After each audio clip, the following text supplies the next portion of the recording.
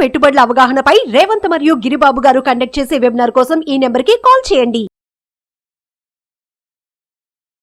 నమస్తే, welcome to Suman TV. నేను విష్ణు. ప్రస్తుతంతో పాటు NISM and CRISIL certified wealth manager Revanth Chalamala ఉన్నారు. వారితో మాట్లాడదాం. నమస్తే రేవంత్. నమస్తే అండి. రేవంత్, ఒక విషయాన్ని ఒక ఎగ్జాంపుల్ ద్వారా మాట్లాడుకుందాము. షూర్. ఫర్ ఎగ్జాంపుల్ నేనే ఉన్నాను అనుకోండి. నా దగ్గర 1 కోటి 2 కోట్లు ఆస్తుంది, ఇప్పటి వరకు సంపాదించుకున్నది. ఓకే. బట్ నా నెక్స్ట్ టార్గెట్ ఏంటంటే ఒక 50 కోట్లు, ఒక 100 కోట్లకు చేరుకోవాలి. ఓకే. ఒక మంచి సంపద సృష్టించాలి. ఒక ఫిగర్ పెట్టుకుందాం, 50 100. సరే, ఒక 50 కోట్లు పెట్టుకుందాం. రైట్, 50. సో 50 కోట్లు పెట్టుకున్నాం కాబట్టి నా నెక్స్ట్ జనరేషన్స్కి నేను ఈ 50 కోట్లని అందించాలి అన్న నా టార్గెట్కి నేను రీచ్ అవ్వాలి అంటే, అంత సంపద సృష్టి జరగాలి అంటే నేను ఎటువంటి టార్గెట్స్ని ఫిక్స్ చేసుకోవాలి? ఎందుకంటే మీరు ఒక సర్టిఫైడ్ వెల్త్ మేనేజర్గా ఉన్నారు కాబట్టి చాలామంది క్లయింట్స్ని కలుస్తుంటారు. చాలామంది వచ్చి వాళ్ళ రిక్వైర్మెంట్స్ గురించి, వాళ్ళ ఆర్థిక ప్రణాళికల గురించి, వాళ్ళ టార్గెట్స్ గురించి, లక్ష్యాల గురించి మీకు చెప్తుంటారు. కాబట్టి సో ఇప్పుడు నన్ను ఒక ఉదాహరణగా తీసుకుంటే, 1 కోటి రూపాయలు ప్రాపర్టీ ఉన్న ఒక పర్సన్గా నెక్స్ట్ 50 కోట్ల రూపాయల సంపద సృష్టి జరగాలి అంటే నేను ఎటువంటి టార్గెట్స్ని ఫిక్స్ చేసుకోవాలి? ఓకే సార్, బేసిక్గా ఇప్పుడు మనం టార్గెట్స్ గురించి మాట్లాడుతున్నాం. ఇప్పుడు మీరు చెప్పిన దాంట్లో మీకు ఇంకొక 30 years టైం ఉంది అనుకుందాం వెల్త్ క్రియేషన్కి. సార్ మనం మిడ్ ఏజ్లో ఉన్న వాళ్ళం కాబట్టి ఇంకొక 30 yearsలో ఒక 50 కోట్ల టార్గెట్ని రీచ్ అవ్వాలనుకుంటున్నాం. సో బేసిక్గా అసలు మన టార్గెట్ ఐడెంటిఫికేషన్ అనేది కరెక్ట్గా ఉండాలి. ఓకే, మనం టార్గెట్ అనేది కరెక్ట్గా ఫిక్స్ చేసుకోకపోతే మీకు ఎఫిషియన్సీ ఉన్నప్పటికీ మీరు యాక్చువల్గా మీరు ఎంత చేయగలుగుతారో అంత చెయ్యరు. ఇప్పుడు మీరు మీ శక్తి 100 కోట్లను చేయగలిగే శక్తి మీలో ఉండొచ్చు, కానీ మీరు టార్గెట్ 50 పెట్టుకున్నారు అనుకోండి ఫర్ ఎగ్జాంపుల్. ఓకే, సో దానివల్ల మీరు యాక్చువల్గా 100 కోట్లకు వెళ్ళాల్సిన వాళ్ళు 50 దగ్గర అవుతారు. I will tell you. మీరు ఏం చెప్పారు? ఎగ్జాంపుల్, నా దగ్గర 1 కోటి రూపాయలు, 2 కోట్లు, నేను 1 కోటి తీసుకుంటా. ఓకే, మీరు ఏవీ చేయకపోయినా మీరు ఆ 1 కోటి రూపాయలని ఒక భూమి కొని వదిలేసిన 30 ఏళ్ళకి అది 30 కోట్లు అవుద్ది. ఇక్కడ మీ కష్టం ఏంటి? మరి 30 సంవత్సరాలు ఖాళీ కూర్చుంటారా? లేదు. ఓకే, ఇదేంటి కన్జర్వేటివ్ స్టైల్. ఒకవేళ మీ గురించి నాకు తెలుసు, బేసిక్గా ఒక్కొక్కరిని ఒక్కొక్కలాగా అనాలిసిస్ చేస్తాము. మీ గురించి నాకు కొంత అవగాహన ఉంది. మీరు ఒక మోడరేట్ రిస్క్ అని తీసుకోగలుగుతారు. మీరు మోడరేట్ రిస్క్ తీసుకొని ఒక నార్మల్, ఇప్పుడు లార్జ్ క్యాప్లు మనకి మ్యూచువల్ ఫండ్స్లో మినిమం 17% ఇస్తున్నాయి. 16తో క్యాలిక్యులేట్ చేసిన మీరు 1 కోటి రూపాయలు అందులో పెడితే అది 85 కోట్లు అవుద్ది. మీరు కొద్దిగా అగ్రెసివ్గా స్టెప్ తీసుకుంటే స్మాల్ క్యాప్లు ఏమైతే 25, 26, 27 ఇస్తున్నాయి. 20 టార్గెట్తో పనిచేసిన 200 కోట్లు అవుతుంది. ఇప్పుడు మీ టార్గెట్ కరెక్ట్గా పెట్టారు, 50 కోట్లు తప్పుగా పెట్టుకున్నారా? కరెక్ట్గానే. మీరు 50 కోట్లే పెట్టుకున్నారు టార్గెట్. అంటే మీరు ఏం చేయకపోయినా మీరు ఇప్పుడు చెప్తుంటే 50 కోట్లు కాదు 100 కోట్లు పెట్టుకుంటే బాగుంది కదా అనిపిస్తుంది. 100 ఏంటండి, మీరు 20% వర్క్ చేస్తే 200 కోట్లు వస్తుంది మీకు ఆ 1 కోటి రూపాయలు. సో మీ టార్గెట్ 200 కోట్లు కాదు, మీ టార్గెట్ కనీసం 300 కోట్లకు ఉండాలి.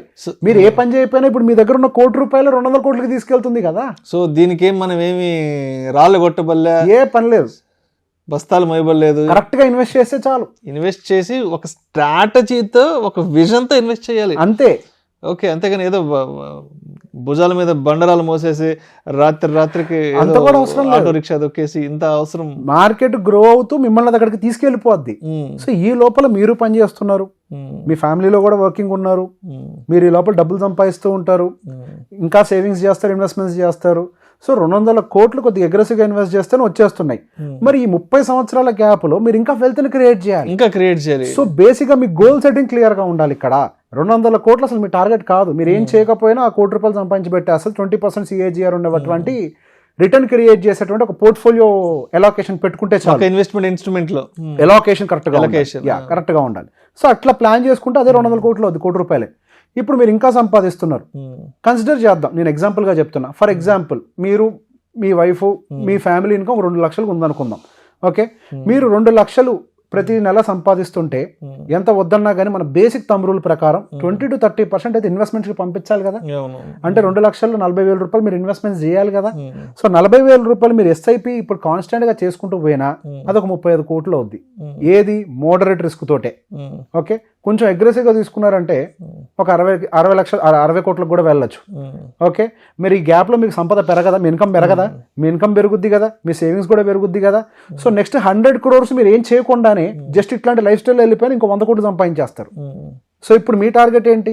ఇక్కడ 200 ఏమో మీ ₹1 కోటి సంపాదించేసింది, ఇంకో 100 కోట్లు ఇదే జీతం ఉన్నా మీరు సంపాదించవచ్చు ఈజీగా. 20% సేవ్ చేసేసాలు మీ శాలరీలో. 2 లక్షలు 20% 40,000.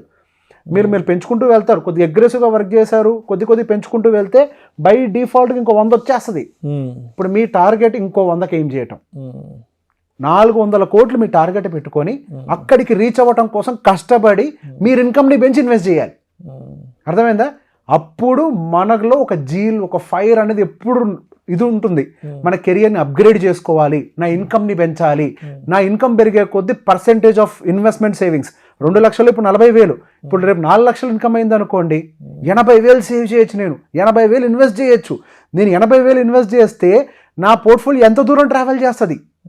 ఓకే, ఈ బేసిక్ క్యాలిక్యులేషన్ పెట్టుకోండి. ఇప్పుడు ఇందాక చెప్పినట్టుగా సింపుల్గా మీకు ఎస్ఐపి క్యాలిక్యులేషన్ సింపుల్గా చెప్తాను. మీరు ఇప్పుడు మనం 40,000 రూపాయలతో చెప్పాం, 80,000 రూపాయలతో చేస్తే ఇంకో 100 కోట్లు ఈజీగా వచ్చేస్తుంది. ఇంకా పెంచితే ఎంత అవుద్ది? మీ టార్గెట్ మీరు 400 కోట్లతో పెట్టుకొని ప్రయాణం మొదలు పెట్టండి. 300 నుంచి 350 ఖచ్చితంగా రీచ్ అవుతారు. మీరు ఫస్ట్ ఏం చెప్పారు? నాకు 50 కోట్లు అన్నారు. అసలు మీ టార్గెటే కాదు, మీరు రాంగ్ ఐడెంటిఫికేషన్లో ఉన్నారు. ఇప్పుడున్న మీ కెపాసిటీ మినిమం 300 నుంచి 350 కోట్లు రానున్న నెక్స్ట్ 30 ఇయర్స్లో.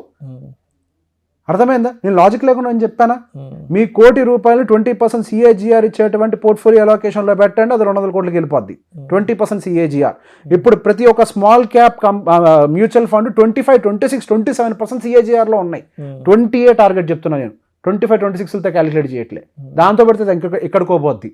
మీ 2 లక్షల ఇన్కమ్ తోటి 20% సేవ్ చేయండి, ఇంకొక 100 కోట్లు ఈజీగా రీచ్ అవుతారు. మీరు కొద్దిగా స్కేలప్ చేయండి. 300 నుంచి 400 కోట్ల మధ్యలోకి మీరు ఈజీగా రీచ్ అవుతారు. మీ టార్గెట్ 400 పెట్టుకోండి, 350 కైనా రీచ్ అవుతారు. మీ టార్గెట్ ఎప్పుడు కూడా ఆకాశాన్ని దాటిపోవాలి. మన కంటికి కనిపించే ఆకాశం ఏంటి? మబ్బులు. మన టార్గెట్ ఎక్కడ ఉండాలి అని అంటే సూర్యుడి వరకు వెళ్ళాలి. అప్పుడు మన ప్రయాణం దాని సగమో పావుకో వెళ్తాం. మనం ఫస్ట్ ఫ్లోర్కే నిచ్చెన వేస్తే ఎక్కడికి ఎక్కుతామండి? ఇంకా మన టార్గెట్ ఎక్కడికో ఉండాలి. దాన్ని ఎక్కడానికి ట్రై చేస్తూ ఒక లెవెల్కి రీచ్ అయినా happy. Aim for high. So మొత్తానికి ఏదైనా సరే ఒక స్ట్రాటజికల్గా, ఒక విజన్తో, ఒక డిసిప్లైన్డ్ మేనర్తో ఇన్వెస్ట్మెంట్ ప్లాన్ చేసుకోవాలి. ఎగ్జాక్ట్లీ. ఇక్కడే వెల్త్ మేనేజర్ యొక్క రోల్ వస్తుంది. ఇప్పుడు మీ కెపాసిటీ ఉన్న మీ టార్గెట్ ఐడెంటిఫికేషన్ కూడా మీకు తెలియలేదు, right? So if you discuss, ఇప్పుడు బేసిక్ ఏం జరుగుతుందంటే సార్, డిస్కషన్ చేసేటప్పుడు మీరు ఎవరితో చేస్తుంటారు? సహజంగా ఫ్రెండ్సో, రిలేటివ్సో, వీళ్ళతో చేస్తారు. నేను చాలాసార్లు ఈ ప్రశ్న చాలా మందిని అడిగిందే, మళ్ళీ అడుగుతా. ఇప్పుడు మనంతా డిస్కషన్ చేసి మన గత కొన్ని సంవత్సరాలుగా అదే ప్రొసీజర్ ఫాలో అవుతున్నాం కదా. 100 కోట్లు ఎంతమంది సంపాదించారు మన చుట్టుపక్కల? ఎందుకు సంపాదించలేకపోయారు? మీరు ఎవరితో డిస్కస్ చేస్తే అది పాసిబిలిటీ అవుతుంది. మీకు మీ దగ్గర ఉన్న ప్రెజెంట్ ఇన్కమ్ అండ్ ఇన్వెస్ట్మెంట్ పెట్టి నేను చెప్పాను 200-300 కోట్లకి రోడ్ మ్యాప్, ఏ కష్టం లేకుండా. మీరు రైట్ పర్సన్తో డిస్కస్ చేస్తే మీకు రైట్ రోడ్ మ్యాప్ క్రియేట్ అవుతుంది. ఆ రోడ్ మ్యాప్లో మనం వెళ్ళటానికి ఎసెట్ అలొకేషన్ ఎలా ఉండాలో తెలుస్తుంది. ఆ ఎసెట్ అలొకేషన్ని రెగ్యులర్గా రిస్క్ బ్యాలెన్సింగ్ చేసుకుంటూ వెళ్తే ఎంత దూరమైనా ట్రావెల్ చేయొచ్చు. మీరు నాలెడ్జ్ లేని వాడితో ట్రావెల్ చేస్తే మీకు వచ్చేటువంటి రిజల్ట్స్ కూడా దానికి తగ్గట్టుగానే ఉంటాయి. ఇప్పుడు ఫైనాన్షియల్ ఎక్స్పర్టు, ఎనలిస్టులు ఏంటి, వాట్ ఈస్ దిస్ మీన్? ఇంతకుముందు కూడా ఒక ఇంటర్వ్యూలో చెప్పాయి, ఆర్బీఐ గవర్నర్గా తీసుకెళ్ళి ఒక సాఫ్ట్వేర్ ఇంజనీర్ని కూర్చోబెట్టచ్చు కదా. ఆర్థికవేత్తను ఎందుకు కూర్చోబెడుతున్నారండి? Because he's expertise in his segment, right? ఇప్పుడు భారతదేశం ఆర్థికంగా ఎదుగుతుందా?